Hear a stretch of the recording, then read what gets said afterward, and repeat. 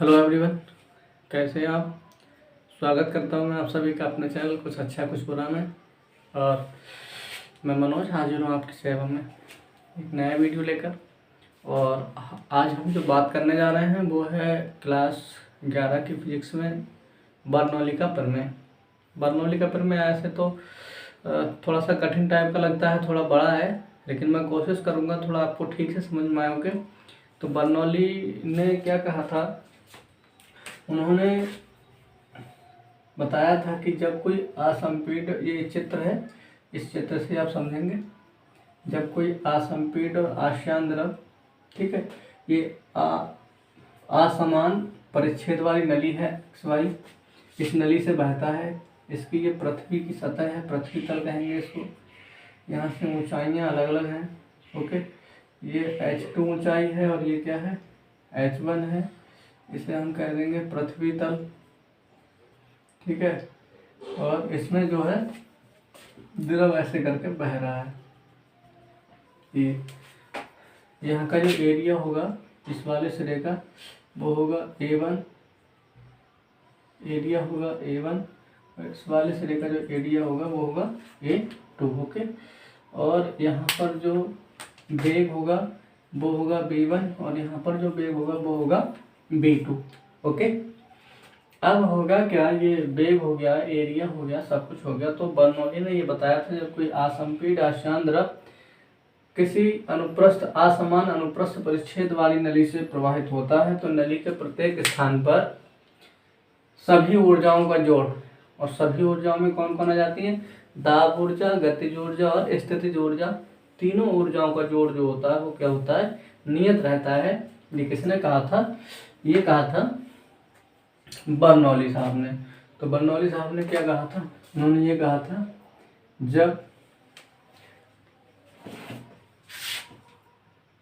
जब इससे लिखता हूँ मैं, इससे देख कम रहा है, चलो इसी से लिखता हूँ। जब कोई, मैं प्रूफ कर रहा हूँ आपको, बस लिख के दिखाता, आप लिख लेना, टाइम लगेगा इधर थोड़ा थोड़ा सा ना, मैं आपको बता दे रहा हूँ क्या बताया था बर्नौली साहब ने। जब कोई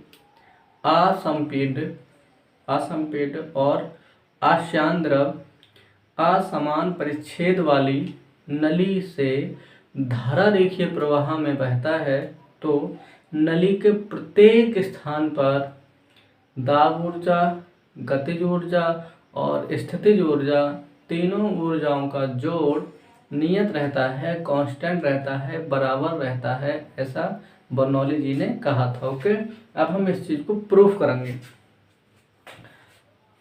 तो असंपीड और आश्यान तो मैं समझता हूँ आप लोग जानते होंगे।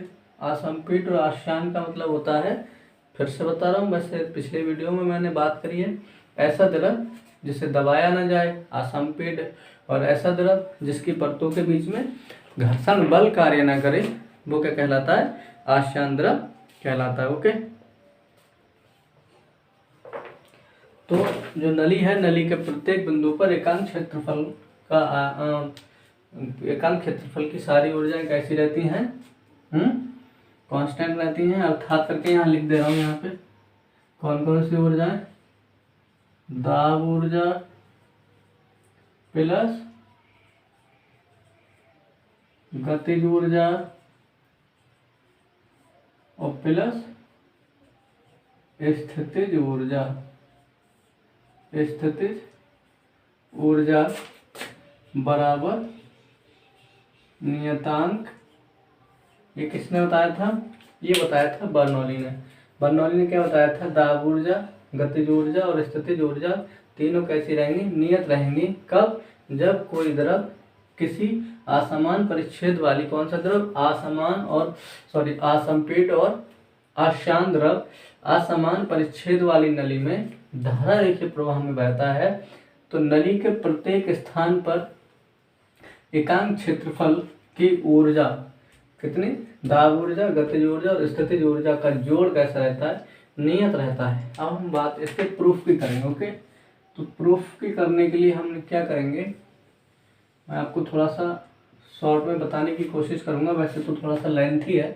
प्रूफ में हम करेंगे, माना इसके बारे में आप जो भी लिखेंगे अपने आप से लिख देंगे चित्र देख के। ओके, लिखने का तरीका मैंने आपको बता दिया है। अगर आपने चित्र याद कर लिया तो उसको ही देख के सारी चीज़ें लिख दो। माना एक्स वाई कोई नली है जिसका एक्स सिरे का क्षेत्रफल A1 और एक्स सिरे पे बेग क्या है B1 है, वाई सिरे का क्षेत्रफल A2 और बेग क्या है B2 है।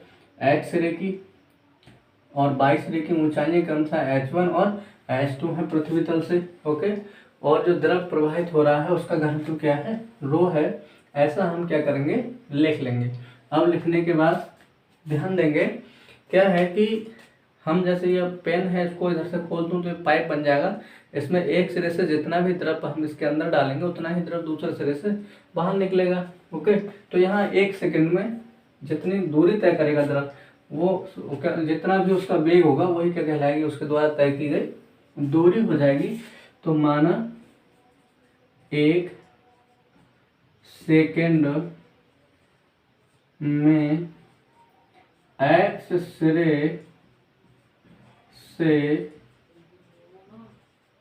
सिरे से प्रवेश करने वाले द्रव 1 सेकंड में एक्स रे से प्रवेश करने वाले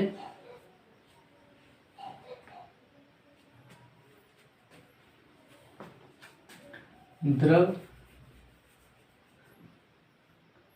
1 सेकंड में एक्स रे से प्रवेश करने वाले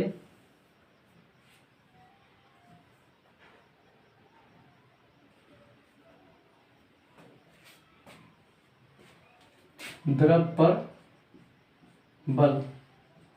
1 सेकंड में एक्स रे से जो द्रव प्रवेश कर रहा है उस पर कितना बल लगेगा तो हम लोगों ने पढ़ा था, इसको समझा दूं मैं। दाब बराबर क्या पढ़ा था बल बटे क्षेत्रफल, ये हम लोगों ने पढ़ा है। अब हम क्या निकाल रहे हैं बल, तो बल बराबर क्या हो जाएगा इसके साथ इसकी गुणा हो जाएगी त्रिज्यीय गुणा, तो ये हो जाएगा दाब गुणा क्षेत्रफल। और इस वाले सिरे पे मैं मान लेता हूँ दाब क्या है P1 है और इस वाले सिरे पे दाब क्या है P2 है। ओके, तो बल बराबर क्या हो जाएगा दाब गुणा क्षेत्रफल।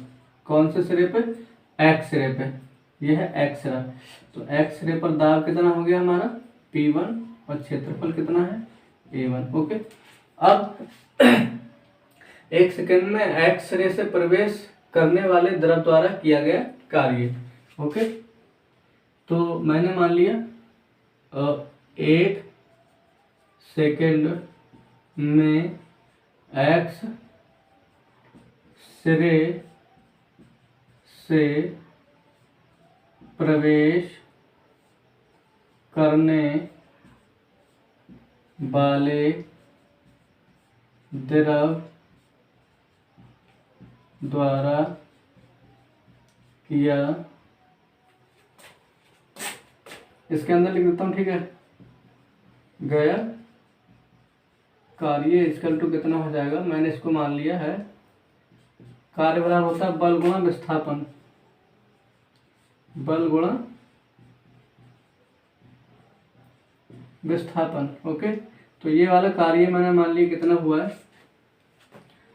W1 और बल कितना है P गुणा A1 और जो विस्थापन है उसको मैंने मान लिया जितना वेग होगा उतना ही विस्थापन होगा। 1 सेकंड में जितनी दूरी तय करेगा, मान लो इसका वेग 1 सेकंड में जो भी वेग होगा वही क्या होगा उसका विस्थापन होगा। ओके, तो ये हो गया W1। इसी प्रकार 1 सेकंड में बाई सिरे से प्रवेश, मैं यहाँ ये सब कुछ ना लिख के ऐसे लिख दे रहा हूँ, बाई सिरे पर किया गया कार्य,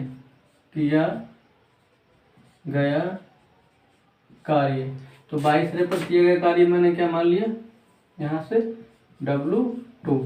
बिल्कुल इसी प्रकार से जैसे 1 सेकंड में एक्स सिरे पर प्रवेश करने वाले द्रव द्वारा किया गया कार्य, वैसे 1 सेकंड में बाई सिरे पर किया गया कार्य मैंने मान लिया कितना है W2, तो वो हो जाएगा आपका P2 A2 और B2। ओके, ये हो गया।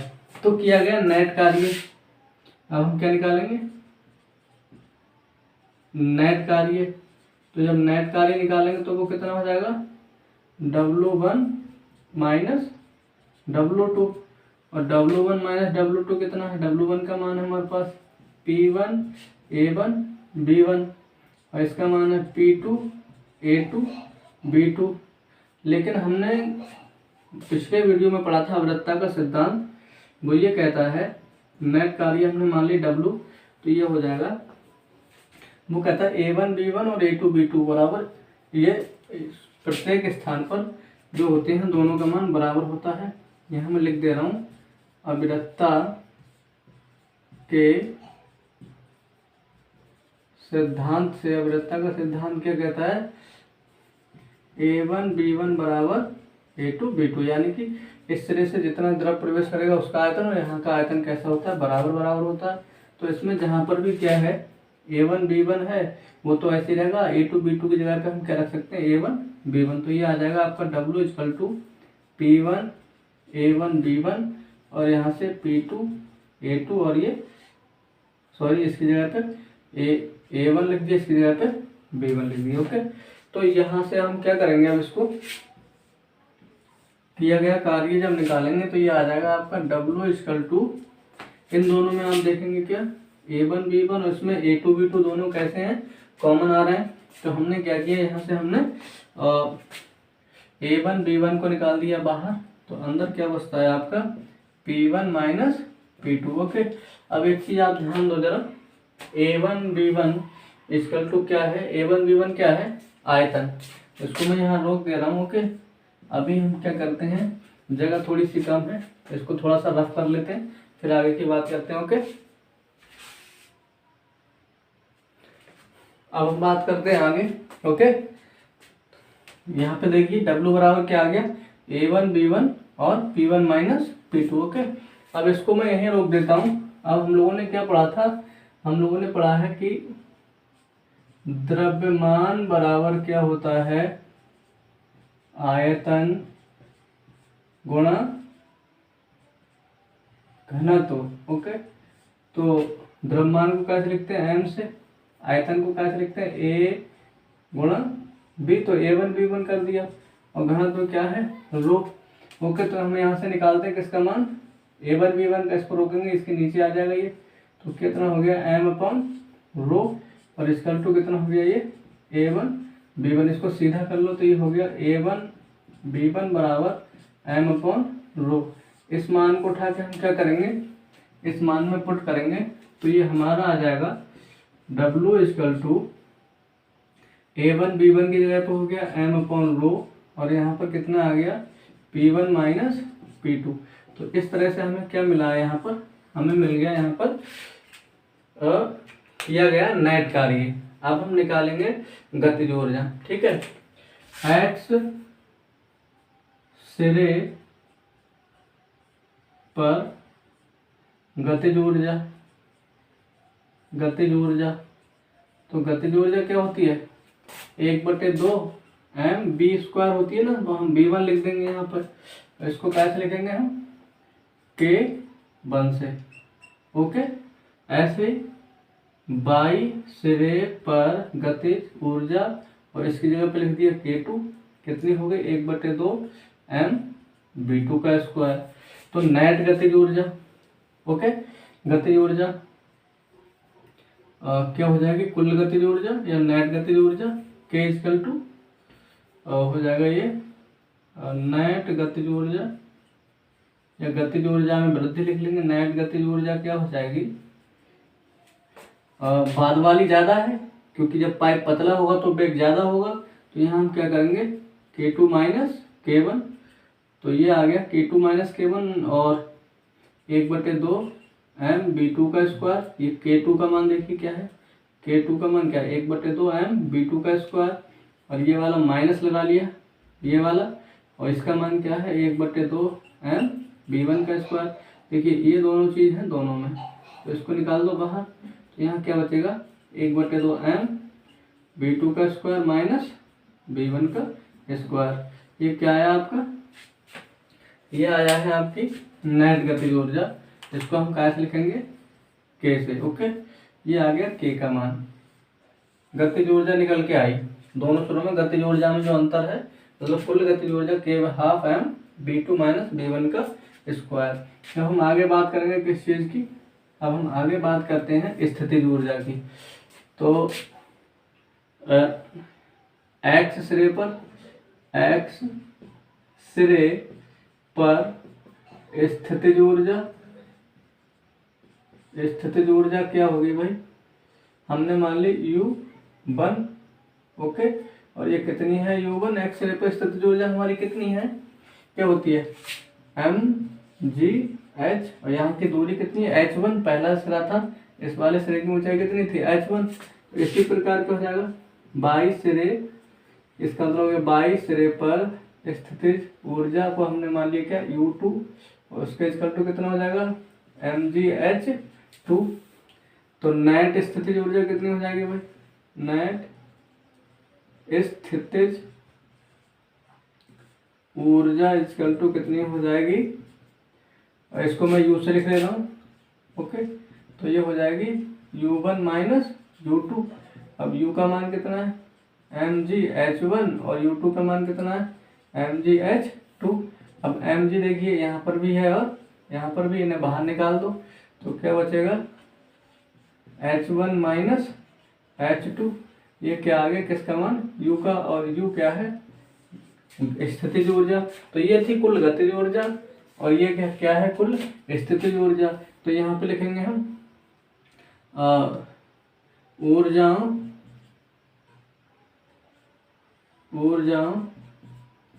में वृद्धि।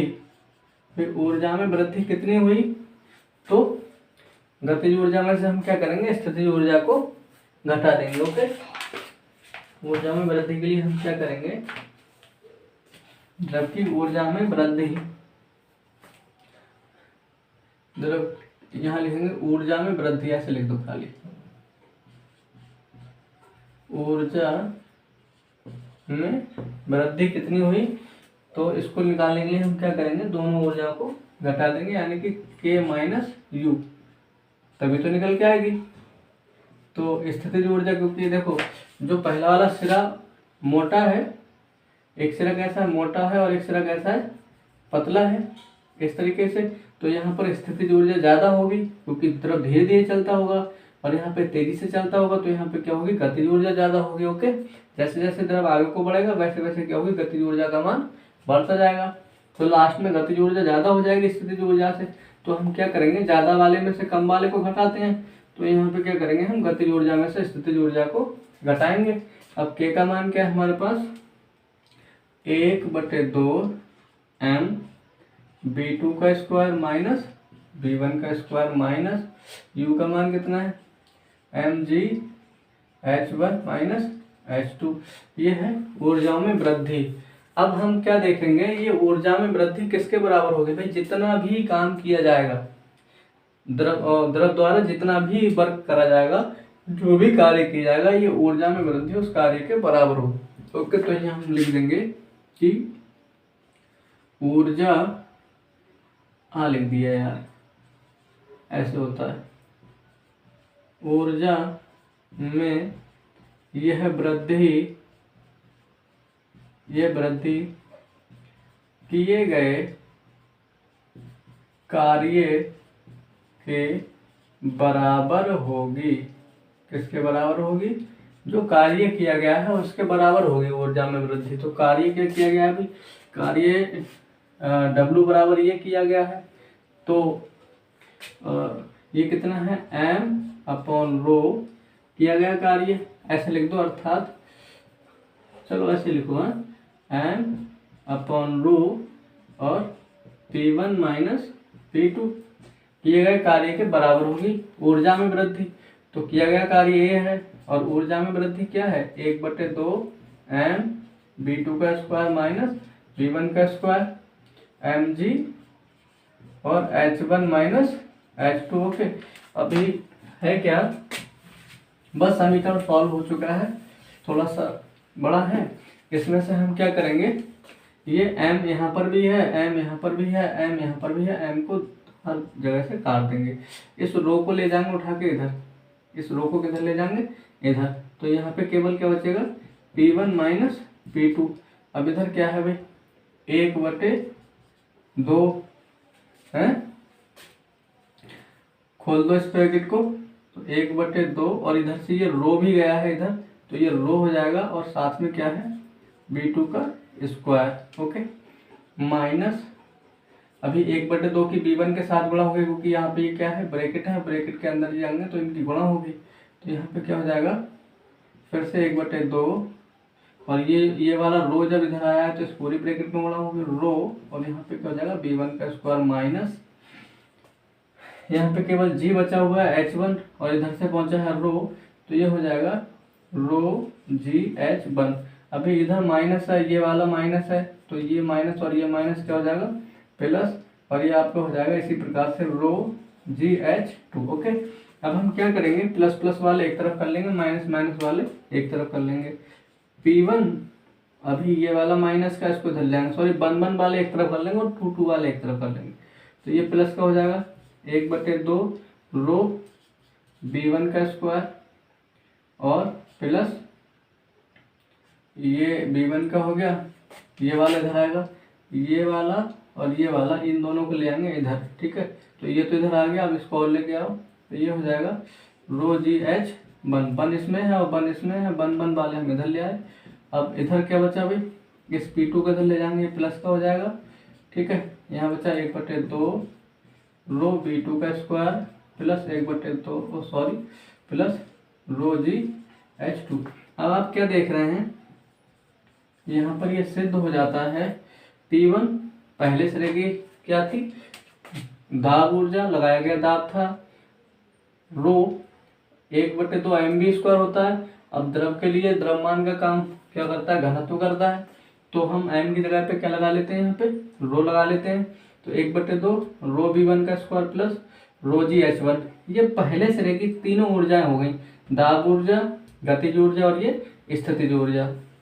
ये दूसरे सिरे पर, ये एक्स सिरे पर हो गई और ये वाई सिरे पर P2 प्लस 1/2 ये दाब ऊर्जा हो गई, 1/2 रो B2 का स्क्वायर ये गतिज ऊर्जा हो गई, प्लस रो GH2 ये कौन सी हो गई, स्थितिज ऊर्जा हो गई। तो दोनों सिरों पर तीनों ऊर्जाओं का जो जोड़ है कैसा है, बराबर बराबर है। अर्थात हम लास्ट में लिख सकते हैं, क्या लिख सकते हैं, P प्लस 1/2 रो B का square plus rho GH equal to constant. Okay, इसका मतलब हो गया कि अगर कोई भी असंपीड्य आशान द्रव किसी असमान अनुप्रस्थ परिच्छेद वाली नली में धारा रेखीय प्रवाह में प्रवाहित होता है, तो नली के प्रत्येक स्थान पर दाब ऊर्जा, गतिज ऊर्जा और स्थितिज ऊर्जा, तीनों ऊर्जाओं का जोड़ कैसा रहता है, नियत रहता है। ये हमने पढ़ा क्या, बर्नौली का प्रमेय। तो मैं समझता हूँ आपको समझ में आ गया होगा। अब इसी में आता है दाब शीर्ष और वेग शीर्ष। ओके, तो दाब शीर्ष और वेग शीर्ष निकालने के लिए हम लोग क्या करते हैं, जैसे हमें अगर क्या निकालना है,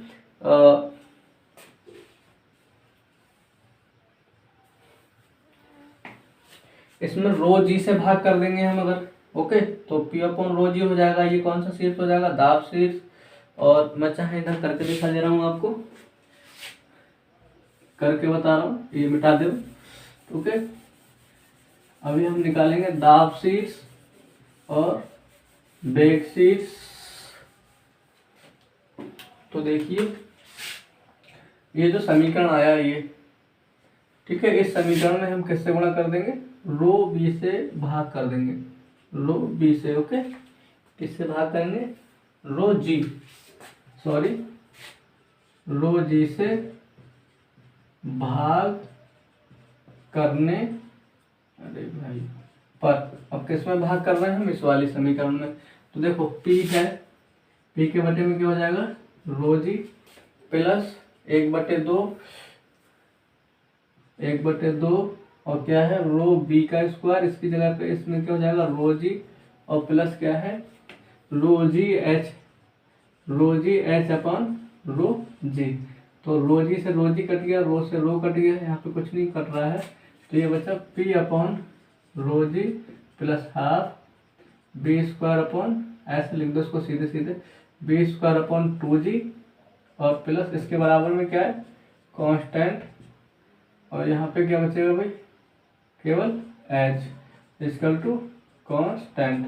तो इसको हम कहते हैं दाब शीर्ष। ओके, ये क्या हो गया दाब शीर्ष, और ये क्या है वेग शीर्ष। ओके, और ये होता है गुरुत्वीय शीर्ष कहते हैं इसको, शायद एच को कहते हैं क्या गुरुत्वीय शीर्ष। तो ये तीनों शीर्ष आपको मिल गए, दाब शीर्ष, वेग शीर्ष और गुरुत्वीय शीर्ष। तो आज के लिए इतना ही। ओके, उम्मीद करता हूँ समझ में आया होगा आपको बर्नौली का प्रमेय, कोशिश करिए आपको समझाने की। बाकी धन्यवाद साथियों, आज के लिए इतना ही।